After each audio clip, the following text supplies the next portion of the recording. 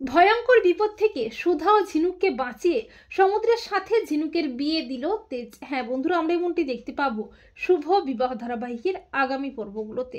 সুধা ঝিনুককে খুঁজতে বেরিয়ে পড়ে আর ঝিনুক সমুদ্রের সাথে দেখা করার জন্য বসু মল্লিক বাড়িতে আসে। তবে সিকিউরিটি ইন্দ্রজিতের কথা মতো ঝিনুককে কোনো মতেই বসু মল্লিক বাড়ির ভেতরে ঢুকতে দেয় না।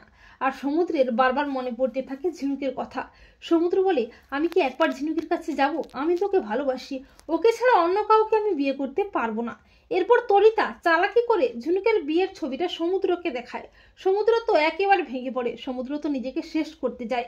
এরপর সমুদ্রের লেখা একটা চিঠি পেয়ে তেজ সমুদ্রকে আত্মহত্যা থেকে বাঁচিয়ে নেয়। তেজ সমুদ্রের কাছ থেকে জানতে পারে সমুদ্র ঝিনুককে খুব ভালোবাসে। তেজ বলে, সুধা আমাকে এতবার বলেছিল, আমি ওর কথা বিশ্বাসই করিনি, কিন্তু আজ আমি তোকে কথা দিচ্ছি সমুদ্র, তোর ভালোবাসাকে আমি তোর কাছে ফিরিয়ে দেবই। অপরদিকে কাতলা ছদ্মবেশে ঝিনুককে কিডন্যাপ করে আর সুধা ঝিনুককে বাঁচাতে গিয়ে নিজে ভয়ঙ্কর বিপদের মধ্যে পড়ে। এরপর তেজ এসে দেবদূতের মতো সুধাকে বিপদের হাত থেকে উদ্ধার করে। এমনকি কাতলার চক্রান্ত থেকে কোনো ক্রমে ঝিনুককে বাঁচিয়ে আনে তেজ ও সুধা।